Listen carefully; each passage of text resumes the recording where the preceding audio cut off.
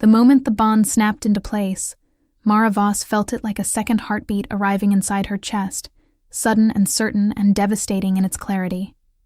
She had been standing at the far edge of the Equinox Hall, half hidden behind a column of pale stone, doing what she always did at royal ceremonies.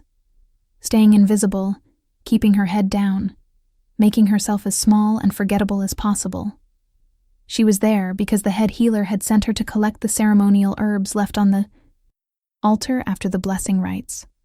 A task so minor that no one with actual status would have been asked to perform it. She was there because she was the kind of person courts sent into rooms when they needed something done without anyone important having to be bothered. She was not supposed to feel anything during the Great Equinox ceremony. She was not supposed to feel anything at all. But the bond did not ask for her permission. It never does. It moved through her like warm light through river. Water, touching every part of her at once, and for one breathless, weightless moment, Mara understood what every lichen story had ever tried to describe.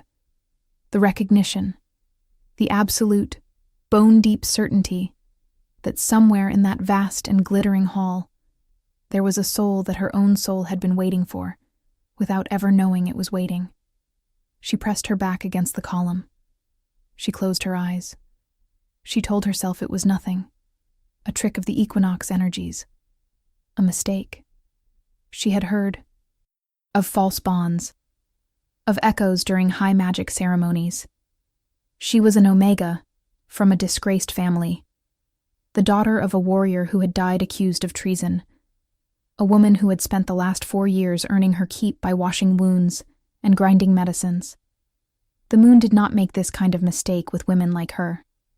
Then she opened her eyes, and across the entire length of the Equinox Hall, through the crowd of nobles and warriors and council members dressed in their finest, King Caden. Ashvale was looking directly at her. The silence that followed felt like it belonged to a different world entirely. Mara was aware of the music stopping, though she could not have said when. She was aware of heads turning, of the slow, curious wave of attention that moved through the hall as people noticed what their king was looking at. Caden Ashvale was not a man who looked at Omega servants during state ceremonies. He was not a man who looked at anything without purpose. He was 31. Years old, the youngest king in Ashvale history, and he had ruled the 5 Lichen kingdoms for 6 years with a precision and coldness that had earned him more fear than love. He was built like something that had been forged rather than born, broad through the shoulder, with dark hair worn short and eyes the color of storm clouds over deep water. He was, by every measure that the Lichen world used to calculate such things, untouchable. And he was looking at Mara the way she had only ever read about in the old texts, like he was seeing something that rearranged everything he thought he knew. She watched the moment he understood. She watched it move across his face in a sequence she would never forget. First the recognition, raw and involuntary, then something softer and more frightened than she would have expected from a man like him. And then, with a speed that felt almost violent, the shutting down, the closing off, the decision. He looked away from her. He looked away, and he straightened his spine, and he lifted his chin, and he said, in a voice that carried to every corner of that silent hall, "There is no bond." Mara stopped breathing. "I recognize no mate claim made during this ceremony," Caden continued, his voice flat and absolute. A king issuing a decree, rather than a man speaking words that would alter the course of 2 lives. The energies of the equinox create interference. Any who felt a false resonance tonight are advised to seek counsel with the pack. Healers in the morning. The ceremony will continue.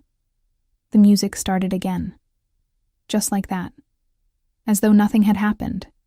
As though the most fundamental law of Lichen nature had not just been publicly, deliberately, refused. Mara did not move for a very long time. She stood behind her column while the ceremony continued around her, while nobles danced and council members drank and servants moved through the crowd with trays of silver cups, and she stood there until her legs began to ache and the candles burned lower and the reality of what had just occurred settled into her body like ice water filling a vessel. She had been denied. Not gently, not privately, not with any of the careful language that lichen law provided for complicated mate situations. She had been denied in front of 500 witnesses by the most powerful man in the known world, in terms that made clear exactly why. She was not worthy of consideration. She was not worthy of acknowledgement. She was an inconvenient trick of Equinox magic, and he had dismissed her the way one dismissed a rumor, firmly, publicly, and without a single glance in her direction afterward. She left the hall with the ceremonial herbs still in her arms, because she had been sent to collect them, and she was the kind of person who completed her tasks, regardless of what was happening to her insides. She walked through the servants' corridors with her chin level, and her steps even, and her face arranged into the careful blankness she had perfected over 4 years of learning how to be invisible. She reached her small room at the end of the East Healer's wing, closed the door behind her, sat down on her narrow bed, and stayed very still for a long time. She did not cry. She had decided years ago, after her father's death, and the confiscation of their small family home, and the first winter she had spent wondering whether she would eat, that crying was something she could not afford to do often. It cost too much. She saved it. For things that truly warranted it. She was not entirely sure this qualified. Or rather, she was not ready to admit that it did. What she could not account for, and what she was still sitting with when the midnight bell rang through the castle, was the feeling in her chest. The bond had arrived uninvited and been rejected by one of the 2 people it connected, which should have diminished it, or silenced it, or transformed it into something bearable. That was how the stories went. Denial weakened the bond. Distance and time would do the rest. She would feel a phantom ache for a few weeks, perhaps a month, and then it would fade, and she would go on being exactly who she had always been, an omega in the healer's wing, useful and invisible, and entirely alone. But the bond was not fading. If anything, it was getting stronger. She became aware of it around the first hour past midnight, the way one becomes aware of a sound that has been present for some time before the ears. Consciously register it. The bond was not simply present inside her. It was pulling. A slow, insistent, directional pull, the way a compass needle aligns itself without being asked, pointing her toward something to the north and west of her current position. Pointing her, she realized with a coldness that had nothing to do with temperature, toward the king's wing of the castle. She was still sitting with that realization when she heard the first sound outside her door. It was low. It was soft. It was the kind of sound that vibrated at the very bottom of the range lichen hearing could perceive, and it took her several seconds to identify it, because it was so profoundly incongruous with everything she understood about her current situation. It was a whine, not a human sound, not a man standing in a corridor making noise. It was the sound of a wolf, deep and aching and lost, the sound a wolf makes when it is separated from something it cannot bear to be separated from. Mara sat very still, on her bed, and listened to the King of the 5 Kingdoms whine outside her door like a lost pup. If you are enjoying this story, do not forget to leave a like and subscribe to the channel for more emotional stories like this one. She did not open the door that night. She sat with her back against the headboard and her knees drawn to her chest, and she listened to that soft, wretched sound until it stopped, sometime in the hours before dawn, and she told herself that it did not affect her. She told herself that a man who had publicly denied her in front of 500 people had no claim on her sympathy, regardless of what his wolf felt or wanted or mourned. She told herself these things with great conviction, and she very nearly believed them.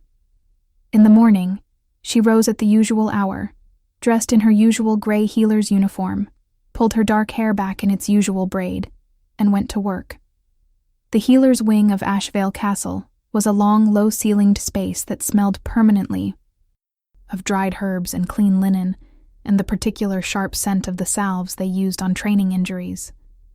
Mara had worked there since she was 17, first as a junior apprentice under head healer Doran, and now, at 22, as one of his senior assistants. She was good at her work in the quiet, methodical way that came from genuine aptitude, combined with years of practice. She had a particular skill with pain management, a steady hand for stitch work, and an intuitive sense for when a patient was telling her less than the full truth about their symptoms. She liked the work. She liked having something real and concrete to do with her hands. She liked the feeling of being useful in a way that did not depend on anyone's opinion of her bloodline. She had been working for approximately 2 hours when head healer Doran appeared at her elbow with an expression she had never seen on his face before, and said very quietly, "Mara." A word. He was a small, round man in his late 50s, with kind eyes and a permanent ink stain on his left index finger.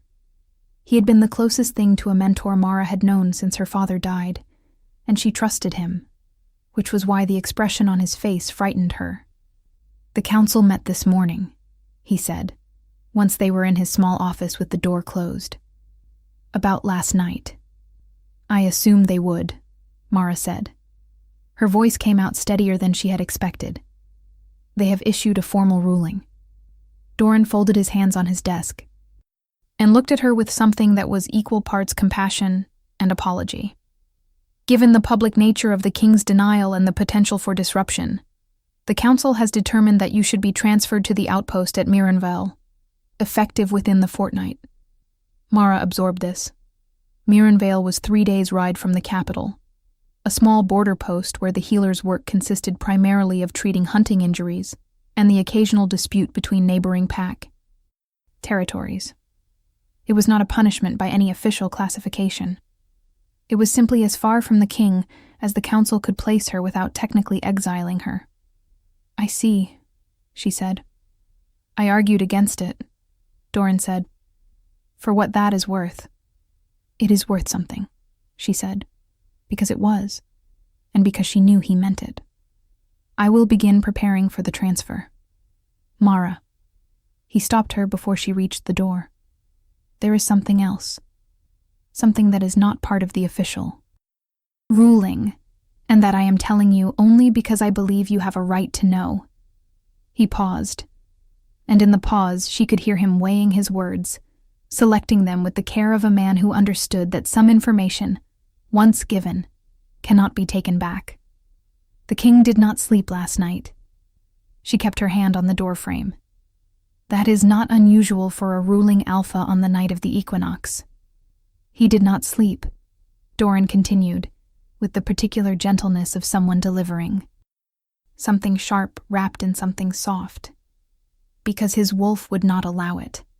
The royal physician was called at the 3rd hour. The king's wolf is exhibiting distress symptoms consistent with mate separation, restlessness, refusal of food, a compulsive drive toward a specific direction." A pause. They had to physically restrain him from leaving the royal wing. The silence in the room was very complete. "Why are you telling me this?" Mara asked. Her voice was still steady. She was quite proud of that. "Because I have been a healer for 30 years, Doran said quietly, "and I have never seen a lichen wolf override its human counterpart after a formal denial. It does not happen. The human will is supposed to dominate. The denial is supposed to signal the wolf to stand down." He looked at her with those kind eyes. "His wolf is not standing down, Mara. And I think you deserve to know that before you agree to go to Mirenvale and spend the rest of your life pretending last night did not happen." She left his office and went back to work, because work was what she had, and because the alternative was to stand in a corridor and fall apart, and she did not have time for that. She ground medicines and changed dressings and checked the fever of a young warrior from the border guard who had come in with a training injury, and she did all of it with the same quiet competence she always brought to everything, and she did not think about what Doran had told her. Or rather, she thought about it constantly, in the way one thinks about a stone in one's shoe, constantly aware of it, constantly pressing against it, unable to forget it was there. It was while she was in the herb storage room, reaching for a jar of dried silver moss on the highest shelf, that she became aware she was not alone. She did not hear him come in. That was the first unsettling thing, because Lichen Kings did not typically enter rooms silently, and they certainly did not enter servants' herb storage rooms at all.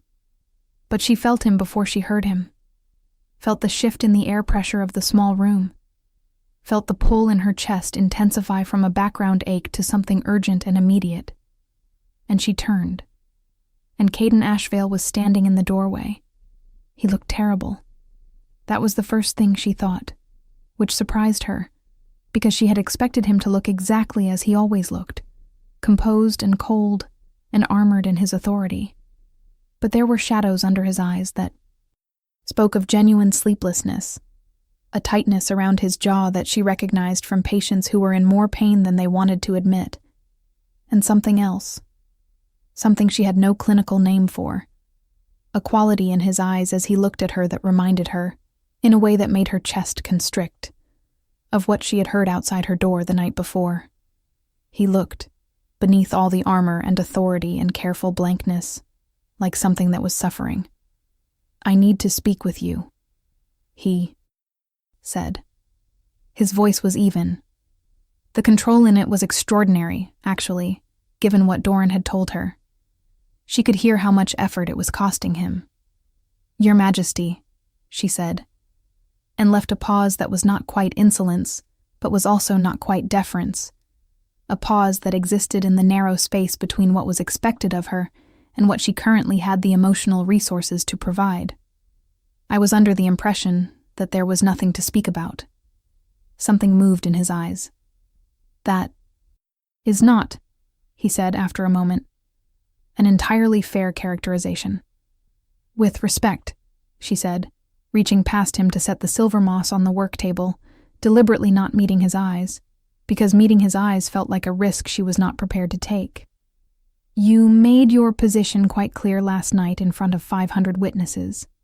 The Council has since formalized it by arranging my transfer to Mirenvale.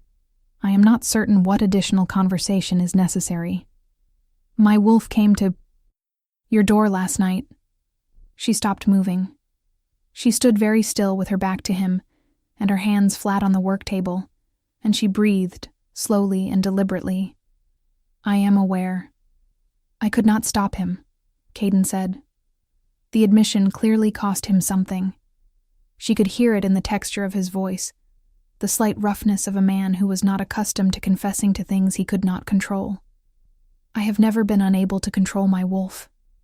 Not since I was 14 years old and first shifted. It has never been a question of will. And last night, for the first time in 17 years, I could not make him do what I told him to do." She turned around then, because this conversation needed to be met face to face, and she knew it. She looked at him, this king who had publicly humiliated her 12 hours ago, and was now standing in her herb storage room looking at her with those storm cloud eyes, and that expression she did not have a name for. And she made herself stay very still. "Inside, what do you want from me?" she asked. She kept her voice level. "You have made your position clear. The Council has made the institutional position clear. I am being sent to Mirenval. If your wolf is experiencing distress, that is a matter for your physician and your council to address. It is not something I am in a position to help with. You could refuse the transfer." "Could I?" She held his gaze. "On what grounds? You denied the bond in front of 500 people, Your Majesty. Lichen law does not give an unclaimed Omega grounds to refuse a council relocation order. You made very certain of that last night." He looked at her for a long, complicated moment. Then he said very quietly, "I did not anticipate this." "No," she said. "I imagine you did not." She picked up the silver moss and walked past him, and she did not let herself feel the way the bond flared when she passed within a foot of him, bright and insistent and aching. She did not let herself acknowledge the sound he made, barely audible, more wolf than man, when she moved away from him. She walked back to the main ward, and she went back to work, and she did not look back. Because some things, once seen, cannot be unseen, and she was already carrying more than she knew how to put down. The days that followed were among the strangest of Mara's life, and she had lived through some genuinely strange days. There was the period after her father's death when she had learned, in the same week, that he was accused of treason and that their home would be confiscated. There was the winter she had slept on a borrowed cot in the healer's apprentice dormitory. She was experienced with difficulty. She was not experienced with this. Every night, without fail, the wolf came to her door. It was always the same, the soft whine, low and constant, sometimes for an hour, sometimes for 3, always stopping before dawn.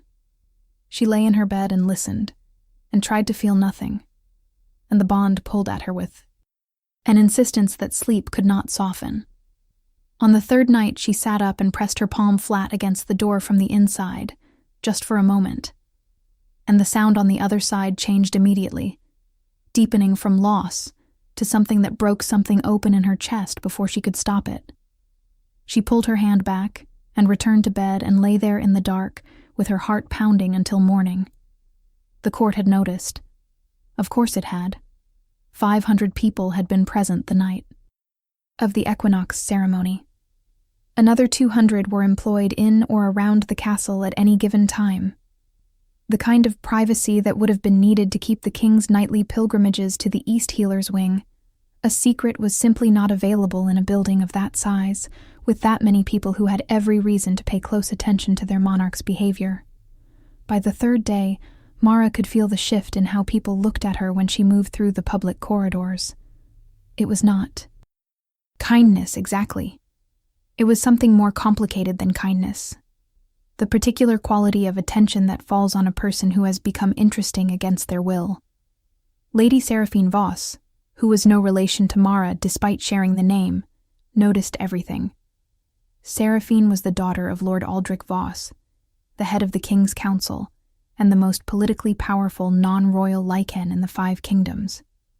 She was 24 years old, beautiful in a way that looked effortless, but was not. And she had been managing her position as the presumptive future queen with the careful competence of a chess player who had been thinking 6 moves ahead for years. She had not been officially named as the king's chosen mate, because Caden had never officially named anyone, but she had spent 4 years positioned for the role by her father and the council. She was not a stupid woman. She was not a careless woman. She was, however, a woman who had just watched the only real obstacle to her. Careful plans emerged from the most unexpected possible direction. Saraphene came to the healer's wing on the 4th day, which Mara had been expecting. She came alone, which Mara had not. She was dressed in deep blue silk, her pale hair arranged in an elaborate structure of braids and pins, and she walked into the ward with the particular ease of someone who has never had to adjust their posture to accommodate uncertainty. She stopped at the threshold of the small examination room where Mara was, preparing the morning's medicines, and looked at her for a moment before speaking. And in that moment, Mara had the opportunity to observe something interesting. Saraphene was afraid. Not obviously, not in any way that she would have permitted an equal to see. But Mara had 4 years of practice reading the subtle signs of what people were feeling beneath what they were showing, and fear, in her experience, had a particular quality, a certain stillness, a certain precision of movement, as though the body is marshalling every resource and cannot afford to waste any of it on spontaneity. "You should go to Myron Vale," Saraphene said. She did not bother with pleasantries. Mara found she respected that in a removed sort of way. "I know you have been told this already, by the council and by your own judgment, and I know you are not a foolish woman. But I want you to hear it from me directly, because I think it matters to understand the full shape of what you are standing inside." "I am listening," Mara said, and went on measuring dried herbs. Saraphene watched her for a moment. "You feel the bond," she said. "I know you do. And I know that what is happening at night outside your door is making it harder to dismiss. I am not going to pretend to you that it is not real, or that what you felt at the ceremony was not genuine. A pause. But what you are not understanding, because you have not had the education in pack politics that would allow you to understand it, is what it means for this bond to remain unresolved, the instability it creates, the vulnerabilities it opens. Whose vulnerabilities? Mara asked. She set down her measuring spoon and looked at Saraphene directly, because this conversation deserved directness. His or yours? The smallest possible thing happened in Saraphene's expression, a nearly imperceptible tightening. Then she smiled, and the smile was brilliant and practiced, and did not reach her eyes. Both, she said. But if you are asking whether I have a personal interest in this resolution, then yes, I do. I am not going to pretend otherwise. I have spent 4 years building toward something, and I would prefer that building not be undermined by an equinox anomaly. She took a step into the room. But my personal interests and the kingdom's interests happen to be aligned here. A king who cannot control his wolf is a king who appears weak. An unresolved bond between a ruling alpha and an unclaimed omega of uncertain bloodline creates exactly the kind of instability that the neighboring kingdoms have been waiting for an opportunity to exploit. Lord Aldrich has already received 2 communications from the Eastern Reaches expressing curiosity about the situation. Mara absorbed this. And you think my going to Myronvale resolves the situation? Distance weakens a new bond, Saraphene said. Not immediately, but over time. The wolf's attachment diminishes. The king regains full control. Everything returns to the proper order. She paused. Or you remain here, and the situation escalates, and eventually the council is forced to address it in terms that will be considerably less comfortable for you than a transfer to a border post. What do you think will happen next? Leave your predictions in the comments below. Mara looked at her for a long moment. She thought about her father, who had died for political reasons that had nothing to do with who he actually was. She thought about 4 years of making herself, small and useful and invisible, of building a life in the cracks that other people left behind. She thought about a sound outside her door, low and aching and searching, the sound of something that could not be talked out of what it knew. Thank you for coming to speak with me directly, Mara said. I mean that genuinely. Not everyone in your position would have. Saraphene studied her. But you are not going. I have not decided yet, Mara said, which was the most honest answer she could give. And she watched Saraphene's careful expression recalibrate around it before the other woman turned and left the room. And Mara went back to measuring herbs, and the bond hummed in her chest like a living thing, like a question that did not know how to stop asking itself. What she had not told Saraphene, because it was not something she was ready to tell anyone, was that something had been changing in her body since the night of the ceremony. It had begun as a warmth in her sternum, unusual, but not alarming, the kind of thing she might have attributed to the equinox energies if she had not known better. But by the second day it had spread, moving outward from her center in slow, deliberate waves. And it was accompanied by something that had no clinical description, but that she recognized, in the same way she had recognized the bond, by feel rather than by knowledge. Power. Not borrowed, not reflected, not the passive ability that most Omegas carried in their capacity for pack healing. Something older. Something that felt like it had been waiting. She had not shifted since she was 16 years old. This was unusual, and it was a mark against her in every social assessment the lichen world made of its members.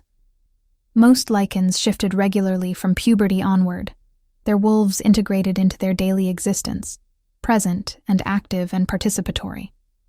Mara's wolf had gone quiet at 16, in a way that no healer had ever been able to explain satisfactorily, and she had learned to live with the absence, or what she had believed was an absence. She had told herself the story that the pack told, that she was wolfless, or as close to it as made no practical difference. She had incorporated that story into her understanding of herself, the way one incorporates any long-term limitation, with a careful arrangement of compensations and alternative strengths. But the wolf that was waking in her now did not feel like something small. It felt like something that had been sleeping. Not because it was weak, but because it had been waiting for something specific, and the specific thing had finally arrived. She did not know what to do with this information. She tucked it away in the same interior space where she kept other things she was not ready to address, and she went on preparing for the transfer to Mirenvale, because the council's deadline was in 10 days, and she needed to make decisions about her belongings and her patient notes, and the transfer of her current cases to...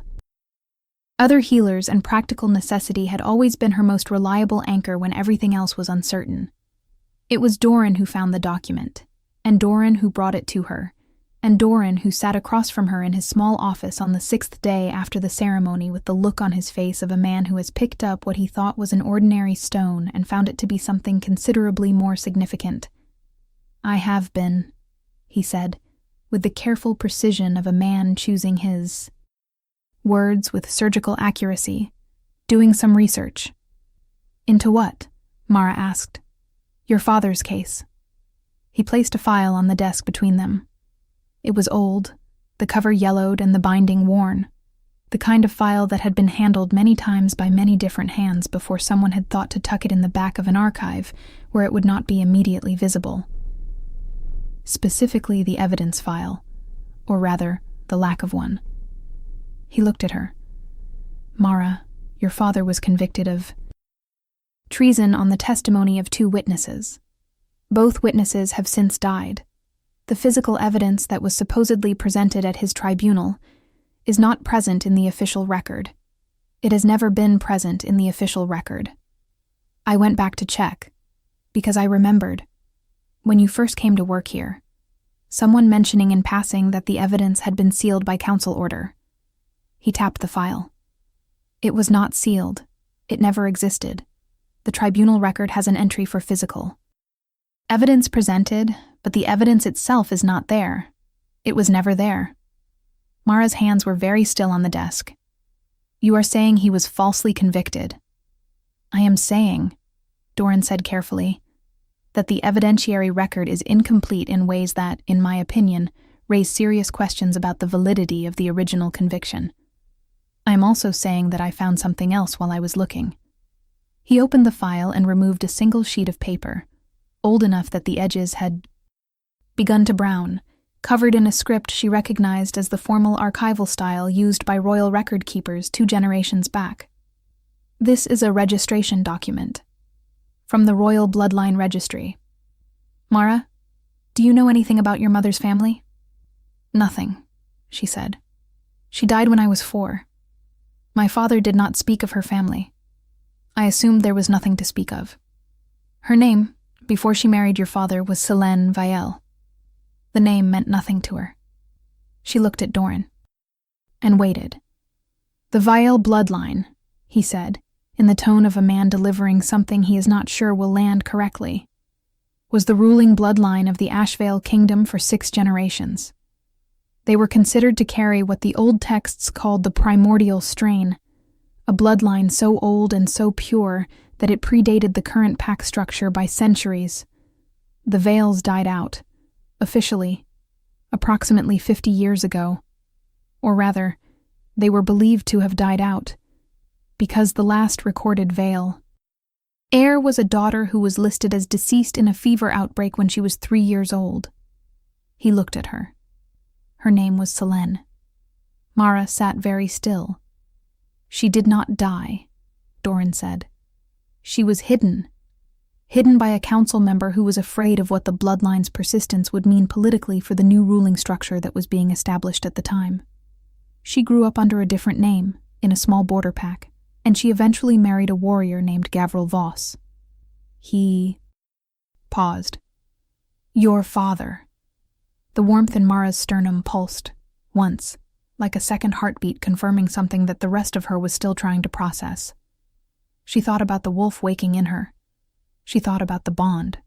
She thought about the way the equinox energy had moved through the hall that night. And she thought about the king looking at her across 500 people as though he was seeing something that rearranged everything.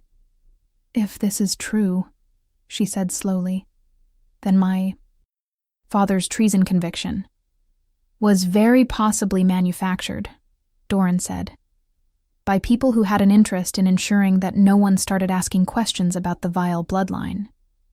And the transfer to Mirenvale gets you far enough away from the castle that these questions become significantly harder to ask." He looked at her steadily. "I am a healer. I do not have the political standing to bring this to the council officially. But I do have standing to request an audience with the king's senior archivist on the grounds of an irregularity in a historical medical record. It would be a slow process. It might take weeks." "Or," Mara said, and stopped. "Or," Doran agreed, and waited. She looked at the document on the desk between them. She thought about everything she had built in the 4 years since her father's death. The careful, quiet, useful life she had constructed from the wreckage of his conviction. She thought about Saraphene coming to her room and telling her to go to Mirenvale. And she thought about the fear she had seen beneath Saraphene's composure. And she thought about what kind of woman Lord Aldrich's daughter would be afraid of. The wolf in her chest stretched, slow and deliberate, the way something wakes when it is finally ready. "I am not going to Mirenvale," Mara said. The castle's East Archive was not a place that junior healers were typically authorized to access. But Mara had, over 4 years of dedicated and unremarkable service, accumulated a number of small practical advantages that did not look like advantages until they were needed. The head archivist, an elderly lichen named Councillor Ferris, who had been in his position for 30 years and who suffered from a chronic joint condition that the castle's previous healers had never quite managed to adequately treat, had developed a particular gratitude toward Mara after she had adjusted his treatment protocol 18 months ago, with results he described as transformative. He did not ask her why she needed access to the pre-reform bloodline registry files. He simply gave her the key. She spent 2 evenings in the archive, reading by a single lamp in the cold quiet of a room that smelled of aged paper and preservative salts. And what she found there was stranger and more significant than she had been prepared for. The vile bloodline documentation was extensive, because the Viles had been the kind of family whose every birth and death and alliance was recorded with the precision that royal importance demanded.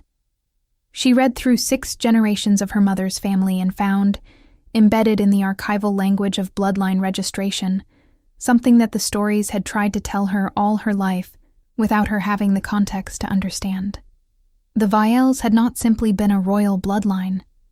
They had been a bloodline consecrated to the moon herself, the old consecration, the kind that existed before the current pack hierarchies and the current understanding of Alpha and Omega and all the social architecture built on top of it.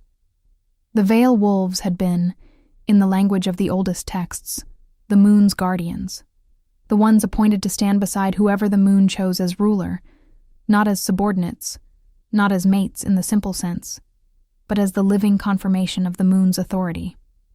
When the Vales had been eliminated, quietly and deliberately, by a council that wanted to consolidate power without the complicating factor of a consecrated bloodline, that could validate or invalidate a ruler's claim, the moon had simply waited.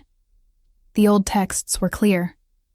The moon did not abandon her consecrated bloodlines. She waited.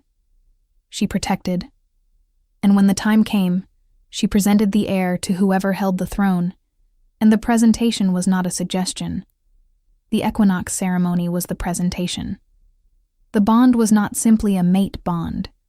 It was a recognition, the moon saying, through the mechanism of the deepest lichen nature, this is the one. No wonder. Caden's wolf would not stand down. She returned the key to Councillor Ferris and went back to her room and sat for a long time in the dark. And the wolf in her chest sat with her, patient and ancient and entirely certain.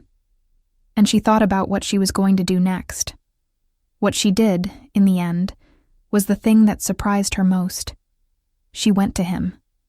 Not because Doran suggested it, not because the political situation demanded it, not even because the bond was pulling at her with an urgency that sleep could no longer soften. She went because she had spent 22 years being the kind of person who waited for things to resolve themselves, who made herself invisible rather than visible, and something in her had reached the end of that particular road. She had a name she had never known was hers. She had a bloodline that explained 22 years of inexplicable experiences. She had a wolf that was right now, thoroughly awake and waiting to be acknowledged. And she had a king who was lying in the north wing of this castle, refusing to sleep because his wolf would not let him, because his wolf knew something his human pride was working very hard to ignore. She walked through the castle at the second hour past midnight, wearing her gray healer's uniform, carrying the archive documents, and she told herself with every step that she was doing this for practical reasons. These things were all true, and they were also, she acknowledged to herself, somewhere around the third corridor, not the primary reason she was walking through a dark castle in the middle of the night, toward a man who had denied her in front of 500 people. The royal guard at the entrance to the king's private corridor looked at her with an expression that went through several transitions in rapid succession, none of which she gave him time to verbalize. "I need to speak with the king," she said. "Tell him the vile heir is here. He will understand." She waited in the cold corridor while the guard went to deliver the message, and she breathed, slowly and deliberately, and the wolf in her chest paced, quiet and purposeful. And then the guard came back and said, "He will see you," with an expression that suggested he was going to be thinking about this moment for quite some time. Caden's private study was a large room with a fire burning low in a stone hearth, and walls lined with books that suggested genuine use rather than decoration. He was standing when she entered, not sitting, not positioned with the careful calculation of a man arranging himself to receive a visitor, but standing in the center of the room, as though he had been unable to keep himself still. He looked less like a man in acute distress, and more like a man in chronic distress, who had learned to manage it through sheer will. There were still shadows under his eyes. He looked at her with those storm cloud eyes, and she felt the bond between them flare, immediate and overwhelming, and she set her jaw and stayed where she was. "You said the vile heir," he said. His voice was very controlled. "My mother was Selene Vielle," she said. She held out the archive documents. "I found the registration documentation in the bloodline registry. My mother was the daughter believed to have died in the fever outbreak 50 years ago. She did not die. She was hidden and eventually married. And I am what resulted." She paused. "I also found, in the same archive, documentation suggesting that the physical evidence used to convict my father of treason was never actually entered into the tribunal record. His conviction may have been manufactured to prevent questions being asked about the Vielle bloodline's persistence." He took the documents from her. He read them in silence, and she watched his face while he read, the way one watches a landscape for signs of weather, and what she saw was not what she had expected.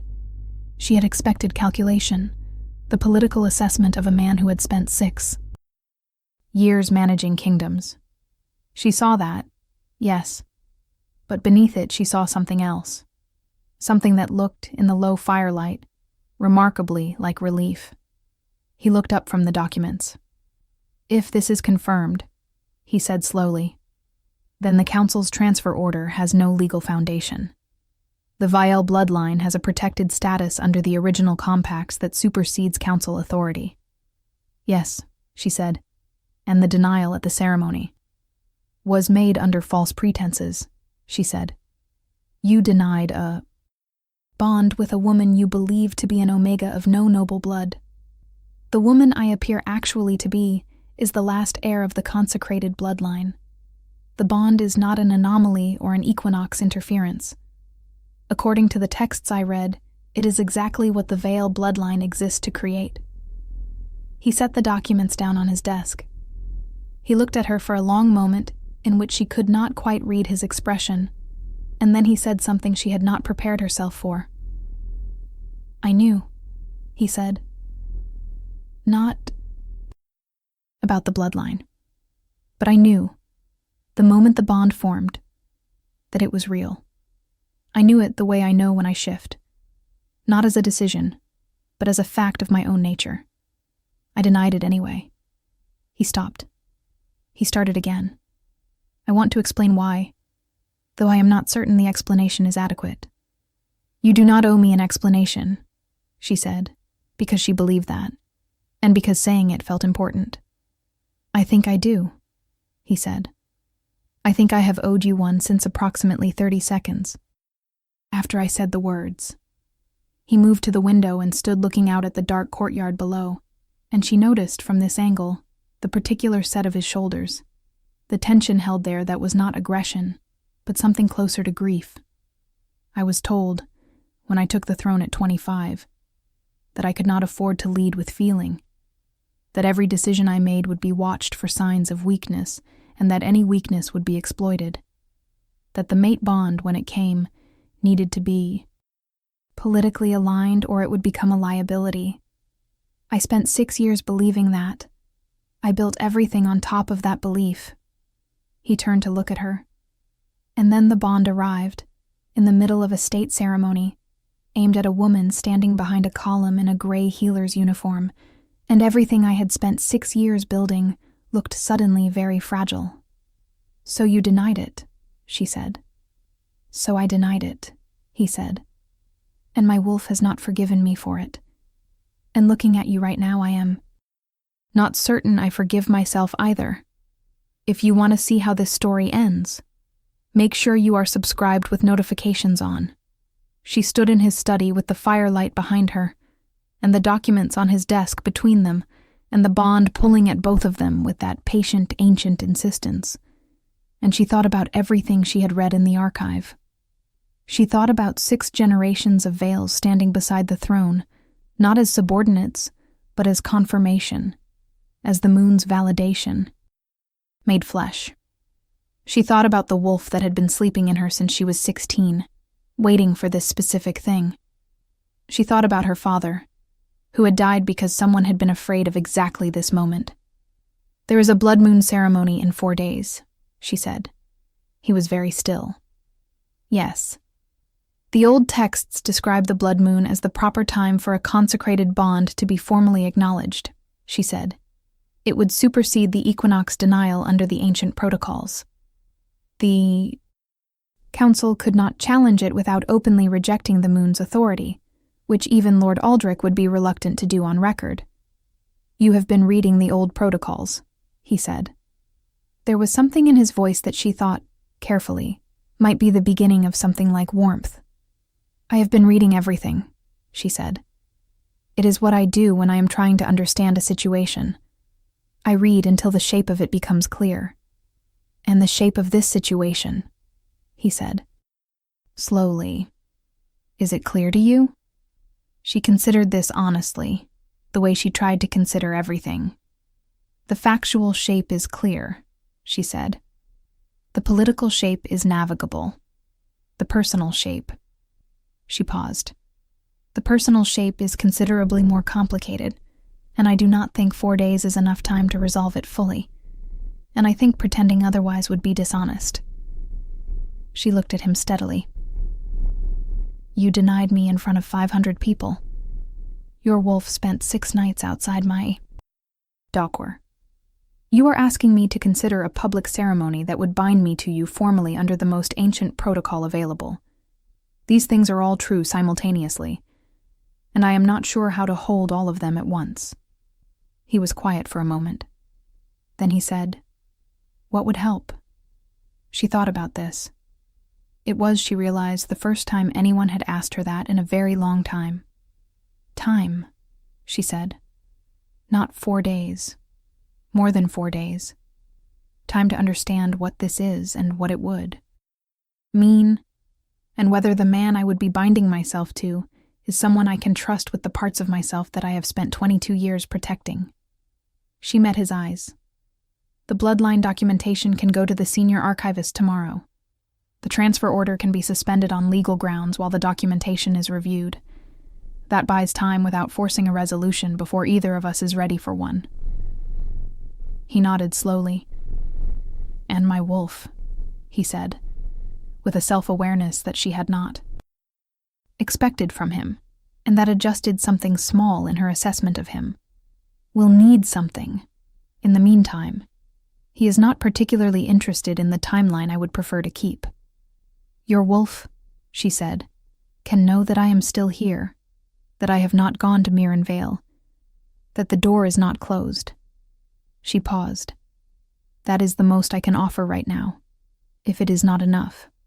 "It is enough," he said, quickly enough that it sounded genuine. "It is considerably more than I had any right to. Hope for when you walked in here." She gathered up the copies of the documents she had made for herself, leaving the originals on his desk, and she moved toward the door. And then she stopped because something needed to be said, and she was not going to leave it unsaid. She turned back to him, and he was watching her with those storm cloud eyes in the low firelight, and she held his gaze and said, "My father was a good man. Whatever was manufactured about him was a lie. I would like that." Corrected. "It will be the first thing I address in the morning," he said. No hesitation, no qualification. She nodded. She left. She walked back through the dark corridors to the healer's wing, and the wolf in her chest walked with her, quiet and certain and no longer particularly interested in hiding, and she allowed herself for the first time in 7 days to feel the full weight of the bond without trying to manage it. It was extraordinary, actually. She could not understand, from inside. The feeling of it, how anyone had ever tried to deny it. It was not like falling, or like impact, or like any of the things the stories used to describe it. It was like recognition, like something that had always been true, becoming visible. She went to bed, and she slept, for the first time in 7 days, without lying awake, listening for sounds outside her door. The weeks that followed were, in Mara's assessment, among the most surreal of her life, which was saying something given the competition. The bloodline documentation went to the senior archivist, as planned, and the transfer order was suspended pending review, as planned, and the news moved through the castle and the court and the 5 kingdoms with a speed that confirmed how hungry the Lycan world had been for exactly this kind of story. The last vile heir, the Omega who was not an Omega, the consecrated bloodline that had not died out but had simply been waiting. The court processed this information with the particular mixture of fascination and recalculation that characterized people who understood, instinctively, that the ground had shifted under them and that the new map had not yet been fully drawn. Lord Aldrich Voss's response was the one Mara watched most carefully, because Lord Aldrich was the variable she had the least information about and therefore the most uncertainty regarding. He was a large, composed man of 60 who had served 3 kings and who wore his authority with the ease of something he had never had cause to question.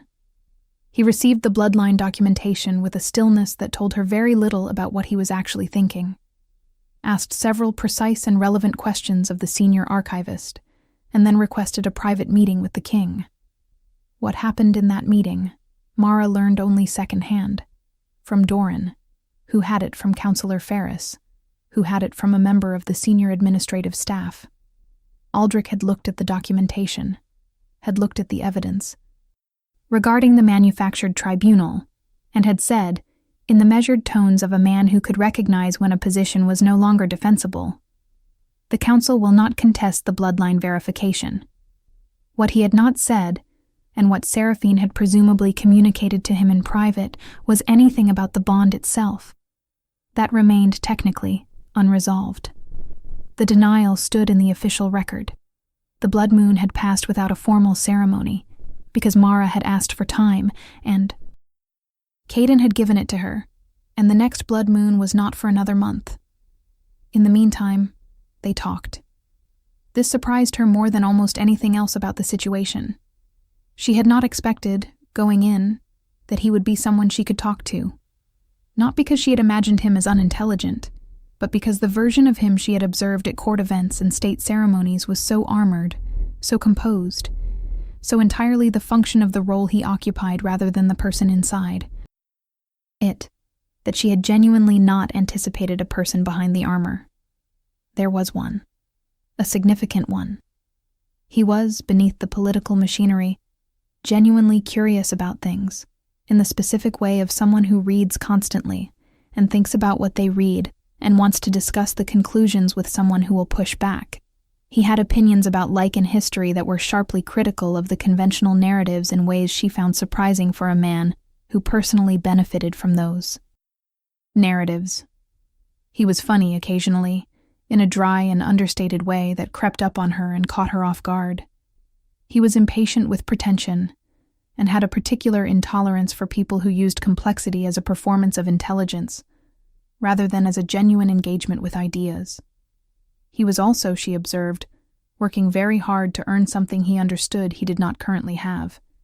He reviewed her father's case personally and thoroughly, with 2 independent legal scholars and the full cooperation of the historical archive, and within 3 weeks, he had what he needed to issue a formal reversal of the treason conviction. He did this quietly, without ceremony, presenting it to her in his study one evening with a single document and no speeches, which was exactly how she would have wanted it done. He restored the family name to its full standing, and arranged for a modest acknowledgement to be entered into the public record. He did not make it into a performance. She noticed that. He asked her, one evening, what she had felt when the bond formed. She told him. And while she told him, she watched his face carefully. And what she saw there was something she had not expected. Guilt. Not shame exactly. Not the political embarrassment of a man who had made a public mistake, but genuine guilt, the kind that comes from understanding that you have hurt something real. I heard it from the other side, he said, when she had finished. When it formed, my wolf knew immediately. He stopped. He chose the next word with visible care. Joyful. In a way I did not have language for. And then I made the decision I made, and he has not been joyful since. No, she said. I imagine not. I am sorry, he said. I know that is insufficient for what the moment was. I know it does not undo the experience of being denied in front of 500 people. I have thought about what else I could say or do that would be more adequate to the actual size of what happened. And I have not found it. But I am sorry. She looked at him for a long time in the quiet of the study. The fire was lower than usual, and the light was soft, and he looked in it, more like a person and less like a function. And she thought about everything that had led to this room and this moment, and what she actually felt about being in it. I know, she said finally. I believe you. It was not forgiveness yet, exactly, but it was an opening. Saraphene made her move on the 19th day after the equinox, which Mara had been expecting, and did so with a precision she could almost admire in the abstract. She arranged for a particular piece of information to reach a political rival of the Ashvale kingdom through channels sufficiently indirect to be difficult to trace. The information concerned the unresolved state of the mate bond, specifically that the blood moon had passed without a formal ceremony, and the bond remained technically uncompleted. The political rival, the lord of the eastern reaches, found this interesting for exactly the reasons Saraphene had predicted. An uncompleted, consecrated bond created a specific vulnerability in the ancient protocols, a window during which a formal challenge to the king's authority could be mounted on grounds that the moon's sanction had not been properly accepted. The challenge was delivered in writing, formally and correctly, giving the Ashvale court 14 days to either complete the bond ceremony or respond. It arrived on a Tuesday morning and created exactly the kind of crisis Saraphene had intended, the kind that forced immediate resolution regardless of whether either party was ready. Mara was in the healer's wing when Caden came to find her himself, rather than sending a messenger, which she noted. I want to be clear, he said, standing in the doorway of the examination room, "that I understand what this looks like. I understand that it looks as though you are being forced into a decision by political pressure, manufactured by someone who has an interest in the outcome, and that this is not the timeline you asked for." "No," she agreed. "It is not.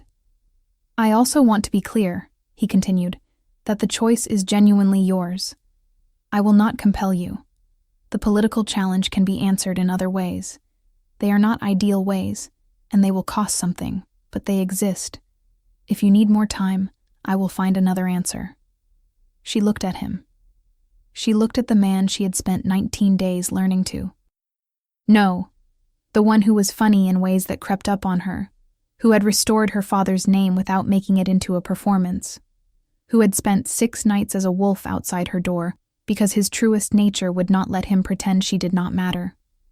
She thought about the wolf in her own chest, ancient and consecrated and entirely certain, who had been waiting for 22 years for this specific thing. She thought about the 14 days, and the eastern reaches, and Lord Aldrich's careful neutrality, and Saraphene's brilliant, frightened eyes. "I will tell you something," she said. "When the bond formed at the ceremony, in the moment before you denied it, I felt it fully. For just that moment, before everything else happened, I felt it fully, and I understood what it was." She paused.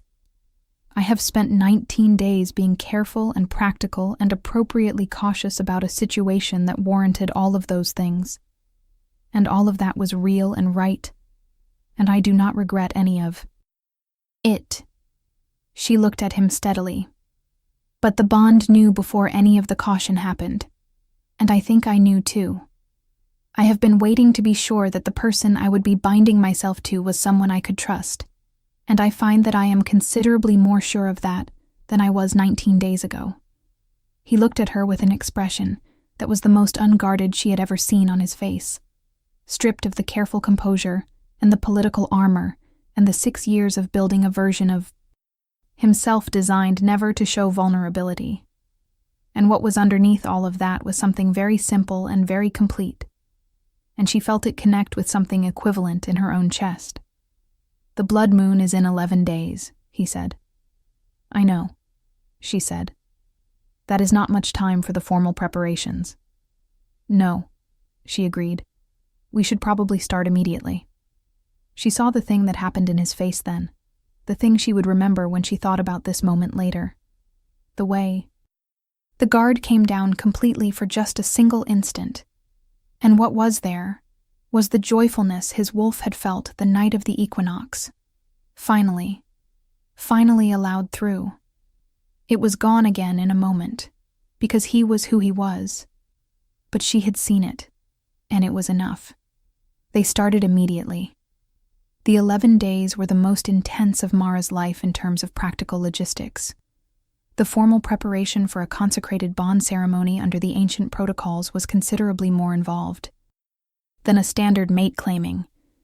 There were texts to consult, ritual elements to be sourced, bloodline registration documents to be certified and entered into the official record, and communications to be sent to the 4 other kingdoms acknowledging the impending ceremony, preemptively addressing the Eastern Reach's challenge before its deadline.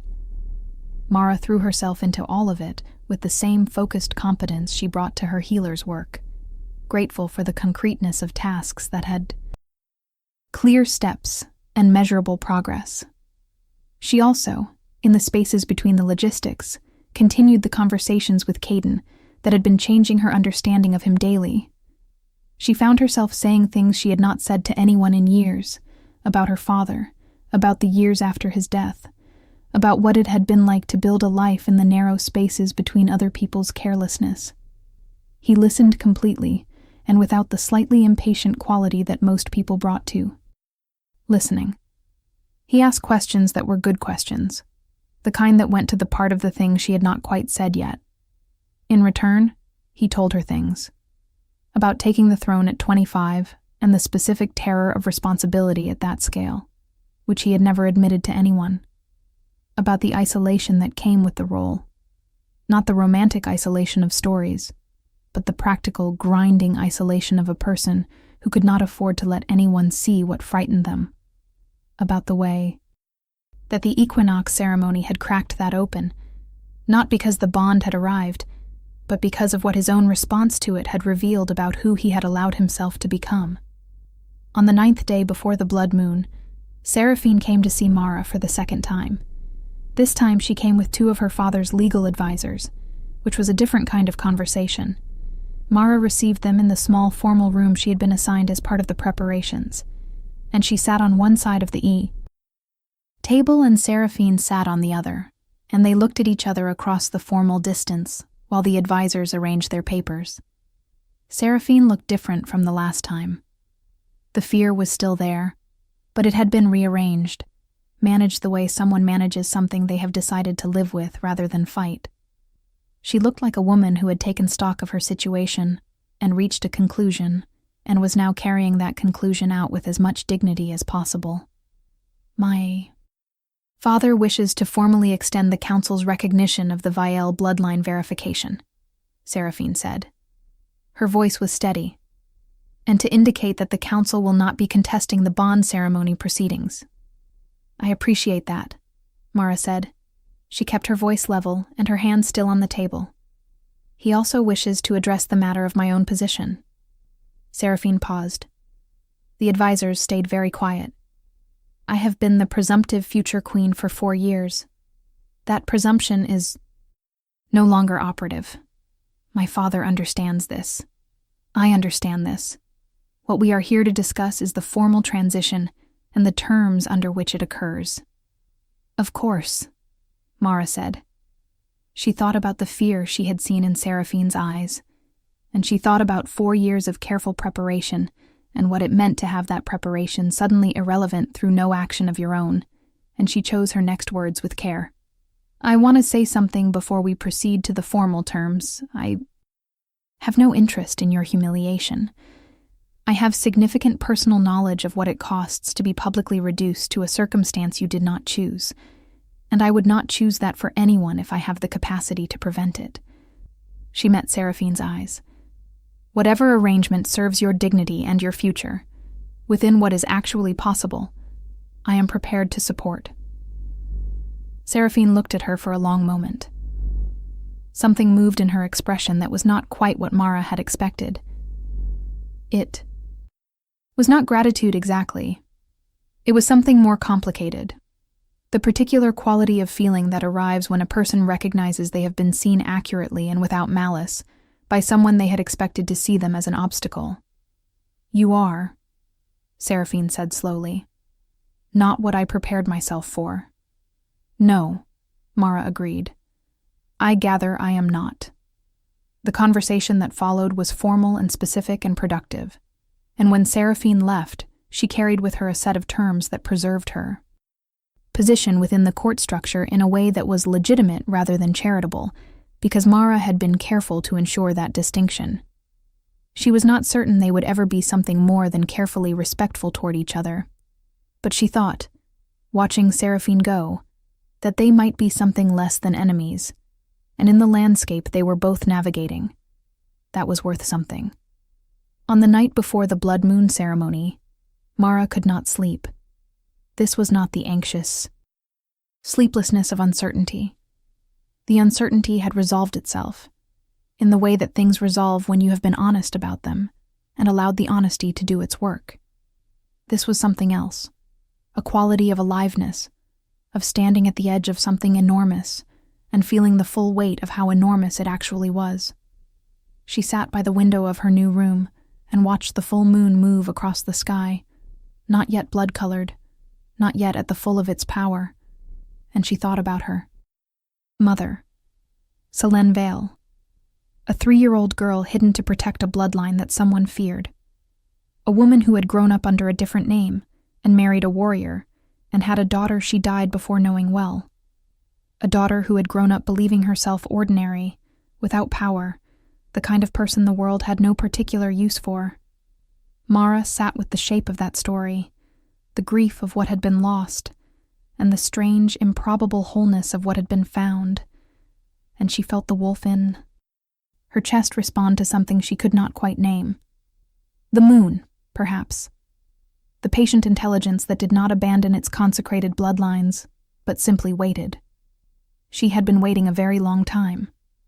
The blood moon ceremony began at the exact moment the moon reached full height in the sky, which was just past midnight. The northern courtyard was lit by the moon alone, which was the ancient requirement. No torches, no candles, no artificial light to compete with the celestial. The gathered court stood at the edges of the circular space, quiet in a way that was different from the quiet of the equinox ceremony. That quiet had been the quiet of shock, of scandal, of 500 people trying to process something unexpected. This quiet was older, deliberate. The quiet of people who understood they were present at something that would be remembered. Mara walked into the courtyard from the east, because the old protocol required the veil heir to enter from the direction of the rising sun.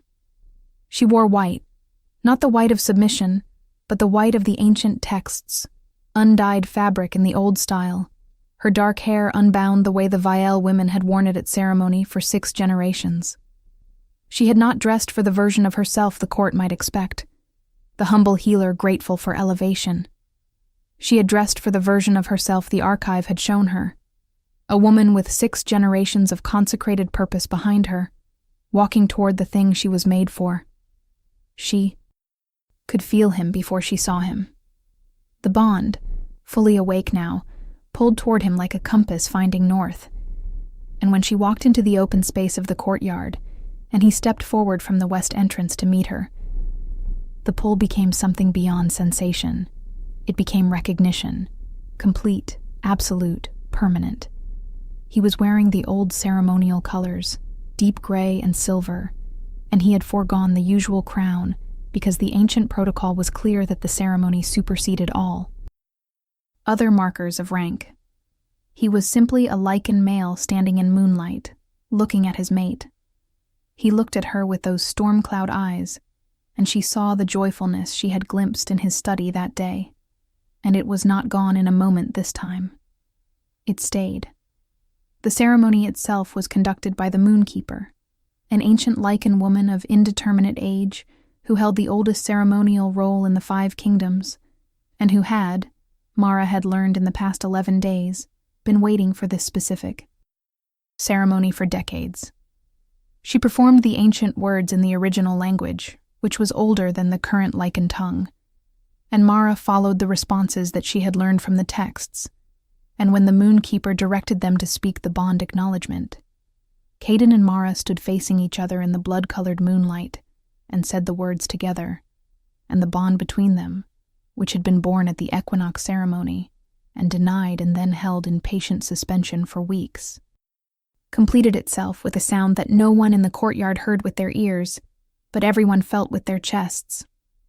And then Mara's wolf, ancient and consecrated and 22 years patient, simply arrived.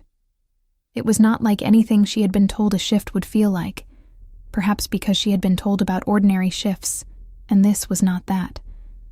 It was light, not pain. It was expansion, not constriction.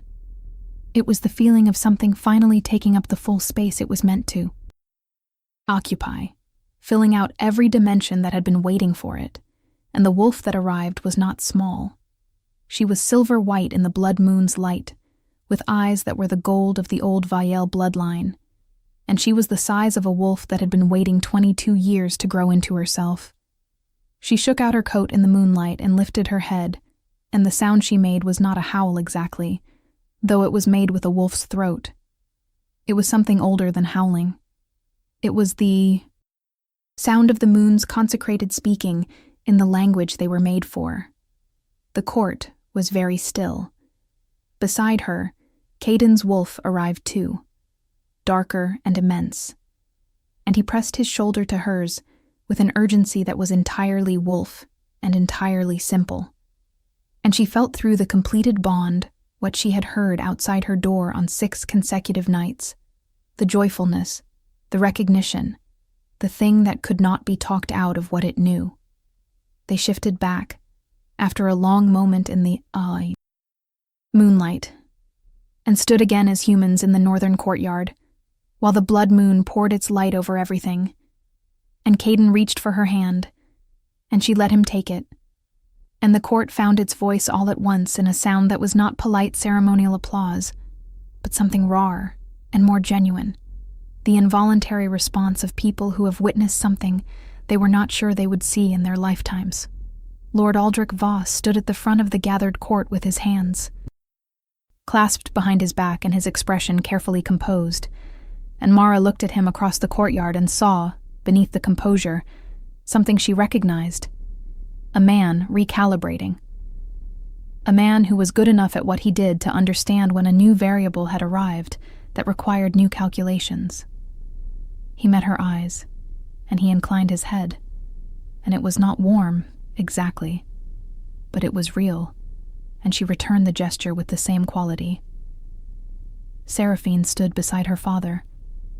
She was looking at Mara with an expression that was hard to read from across the courtyard, complicated and real in the way that Saraphene herself seemed to be complicated and real beneath the performance of perfection. Then she looked away, and that was enough for now. Mara stood in the blood-colored moonlight, with her hand in the hand of the man who had denied her in front of 500 people, and then spent 6 nights outside her door, because his truest nature would not let him pretend she did not matter. And, she felt the bond between them, complete and permanent, and absolutely certain of itself, and she felt the wolf in her chest, ancient and awake and finally fully present. And she felt, underneath both of those things, the thing she had not expected to feel, and could not quite name and did not try to, the particular quality of a life opening, not resolving, opening, becoming, rather than being, arriving at last, at the version of itself it had always been intended for. She had spent 22 years being the kind of person that rooms were sent into when something needed doing without anyone important being bothered. She had spent 22 years making herself invisible, useful, small. She had built a good life out of it, a real life, and she did not regret any of it, because it had made her who she was. And who she was, it turned out, was something considerably larger than she had been told. The moon poured its blood light over the courtyard, and the two of them standing at the center of it, and somewhere in the keep a wolf began to howl, and then another, and then another. The old sound of pack recognition spreading outward through the castle and out into the night. And Mara lifted her face to the moon and felt it receive her, the consecrated coming home. If this story touched your heart, share it with someone who loves epic romance. Tell me in the comments, did you see this ending coming?